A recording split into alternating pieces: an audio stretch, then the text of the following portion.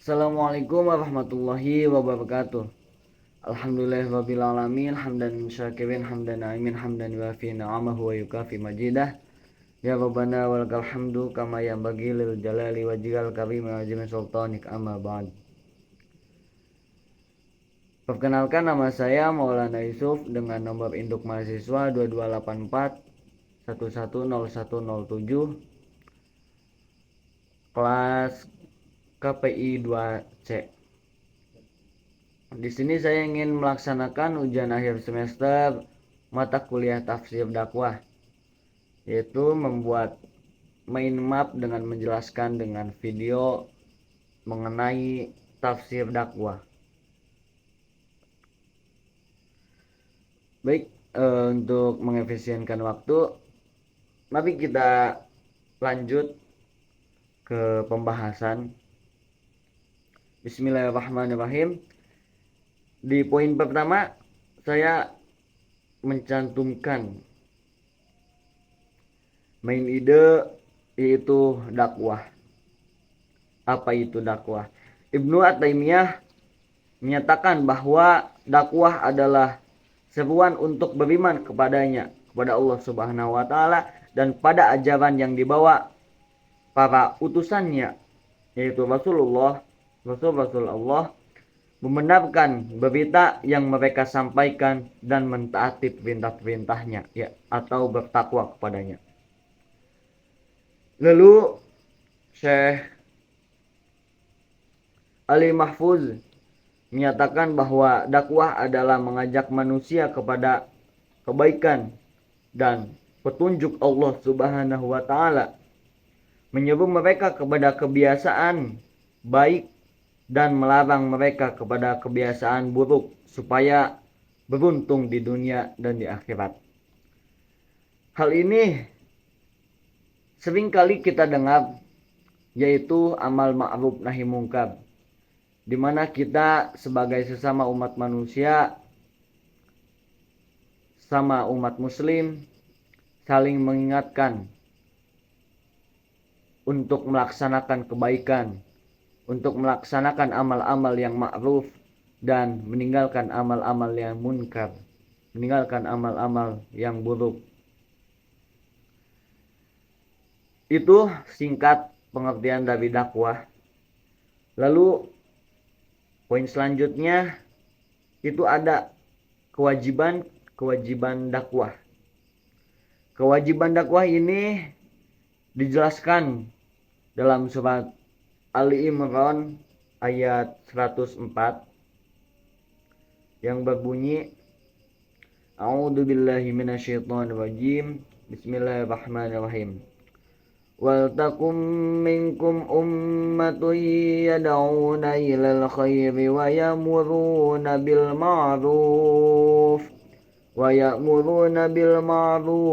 yanhauna 'anil munkari wa ulaika humul muflihun, yang artinya, dan hendaklah di antara kamu ada segolongan orang yang menyuruh kepada kebajikan, menyuruh berbuat yang ma'ruf dan mencegah dari yang munkar, dan mereka itulah orang-orang yang beruntung.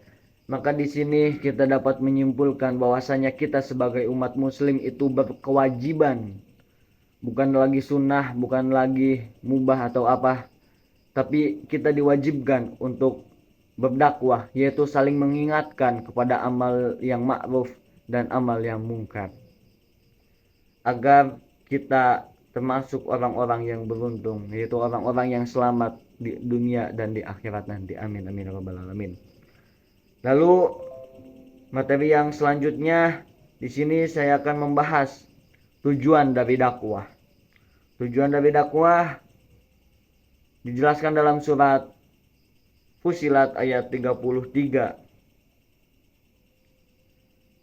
yang berbunyi, A'udzubillahi minasyaitonirrajim. Bismillahirrahmanirrahim. Wa man ahsanu qawlan mimman da'a ilallahi wa amila salihan wa qala innani minal muslimin. Siapakah yang lebih baik perkataannya daripada orang yang menyeru kepada Allah, mengerjakan amal yang soleh, dan berkata sesungguhnya aku termasuk orang-orang yang menyerah diri. Ayat ini menerangkan bahwa seseorang dikatakan paling baik apabila perkataannya mengandung tiga perkara, yaitu yang pertama, seruan pada orang lain untuk mengikuti agama tauhid, mengesahkan Allah dan taat kepadanya. Yang kedua, ajaran untuk beramal soleh, taat melaksanakan perintah-perintah Allah dan menghentikan larangan-larangannya. Yang ketiga, menjadikan Islam sebagai agama dan memurnikan ketaatannya hanya kepada Allah saja. Di sini kita dapat mengetahui bahwasannya tujuan-tujuan dakwah itu untuk mengesahkan Allah dan taat kepadanya, bertakwa kepadanya, untuk beramal soleh, untuk melaksanakan perintah-perintah yang Allah perintahkan kepada kita, untuk menghentikan larangan-larangannya, dan menjadikan Islam sebagai agama dan memurnikan ketaatan kita hanya kepada Allah Subhanahu wa taala. Berlanjut, setelah kita membahas tujuan dari dakwah, kita beranjak kepada sasaran dari dakwah.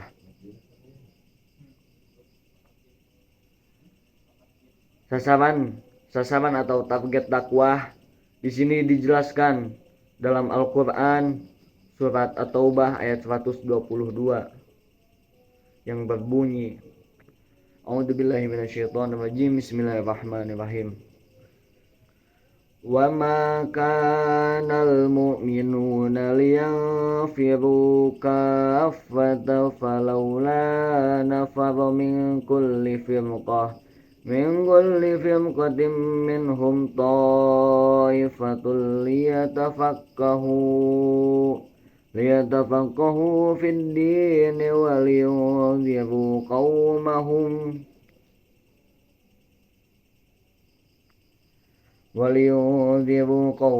idza ruja'u ilaihim la'allahum yahzarun. Dan tidak sepatutnya orang-orang mukmin itu semuanya pergi ke medan perang. Mengapa sebagian dari setiap golongan di antara mereka tidak pergi untuk memperdalam pengetahuan agama mereka dan untuk memberi peringatan kepada kaumnya apabila mereka telah kembali agar mereka dapat menjaga dirinya. Di sini sasaran dakwah adalah orang-orang umat muslim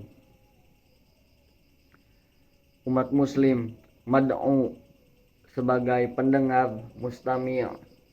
Itu sasaran dakwah agar mereka memperdalam pengetahuan agama, agar mereka memperdalam ibadah-ibadah mereka, agar mereka bisa memberi peringatan kepada kaum-kaum apabila mereka telah kembali, agar mereka dapat menjaga dirinya masing-masing.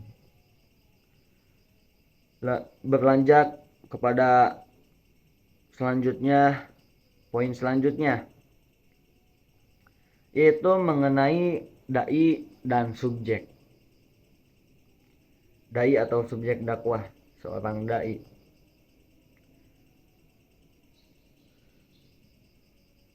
Di sini dijelaskan dalam surat At-Tahrim ayat 6 yang berbunyi, A'udzubillahi minasyaitonirrajim. Bismillahirrahmanirrahim. Ya ayyuhalladzina amanu qu anfusakum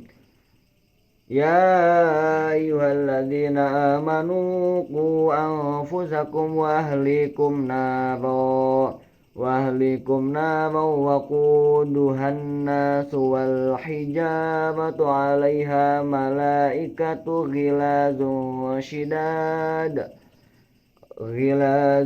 shidadun la ya'sunallaha ma amarahum wa yaf'aluna ma yu'marun.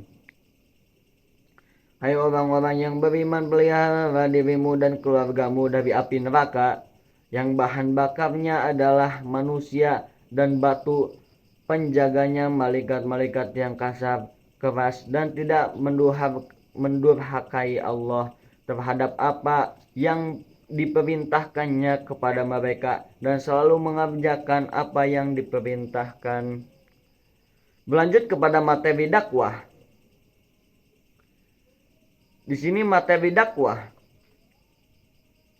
Materi dakwah itu poin setelah subjek. Di sini dijelaskan dalam surat As-Saff ayat 9. As-Saff ayat 9 yang berbunyi, A'udzubillahi minasyaitonirrajim. Bismillahirrahmanirrahim. Huwallazi arsala rasulahu bil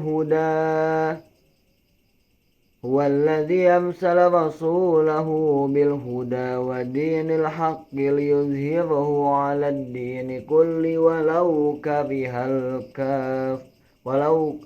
karihal musyrikun. Dialah yang mengutus Rasulnya dengan membawa petunjuk dan agama yang benar agar dia memenangkannya di atas segala agama-agama meskipun orang musyrik membenci. Di sini materi dakwah menerangkan bahwa kita harus selalu tegap membawa ajaran-ajaran yang kita bawa, yang membawa ajaran-ajaran kebenaran, membawa ajaran-ajaran yang telah Nabi Muhammad sampaikan. Walau umat-umat yang lain, walau umat musyrik, walau umat yang membenci kita, menentang kita, kita harus tegak kepada ajaran-ajaran Rasulullah SAW.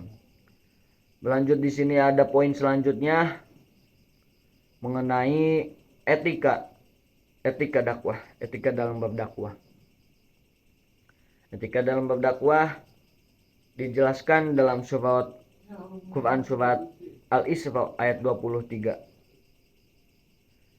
Quran Al-Isra ayat 23.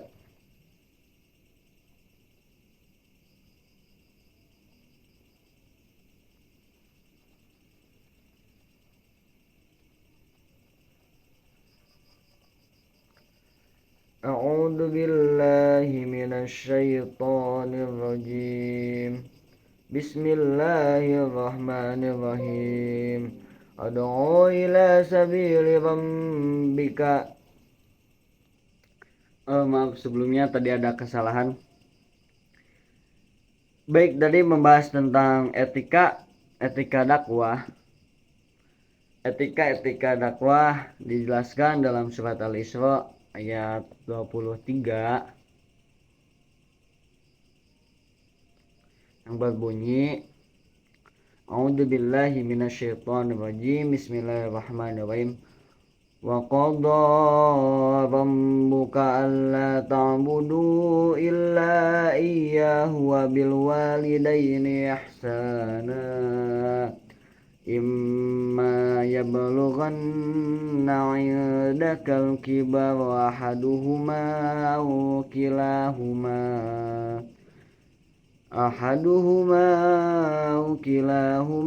fala taqul lahuma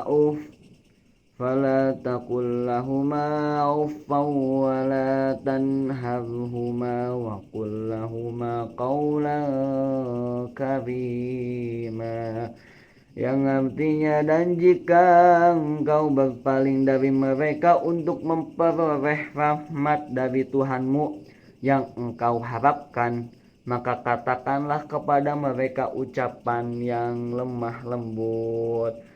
Maka kita seorang dai, seorang pendakwah dalam etika berdakwah, dalam surat Al-Isra tadi yang telah saya bacakan dijelaskan bahwasannya untuk menyampaikan ajaran-ajaran, untuk menyampaikan perkataan-perkataan dari Allah Subhanahu wa taala, kita harus melakukan, harus mengucapkan dengan kata-kata yang lemah lembut, yang lemah lembut, yang sopan, yang baik, sehingga tidak menyinggung perasaan kepada mustamil, kepada lawan bicara kita.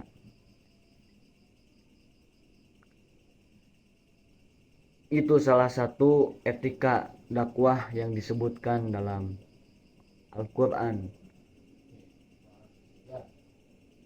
Dan yang terakhir, materi yang kita akan bahas yaitu metode dan strategi dakwah yang dijelaskan Quran surat An-Nahl ayat 125. A'udzu billahi minasyaitonir rajim. Bismillahirrahmanirrahim. Ud'u ila sabili rabbika bil hikmati wal mau'izatil hasanah wajadilhum billati hiya ahsan inna rabbaka huwa a'lamu biman dhalla sabilih wa huwa a'lamu bil muhtadin.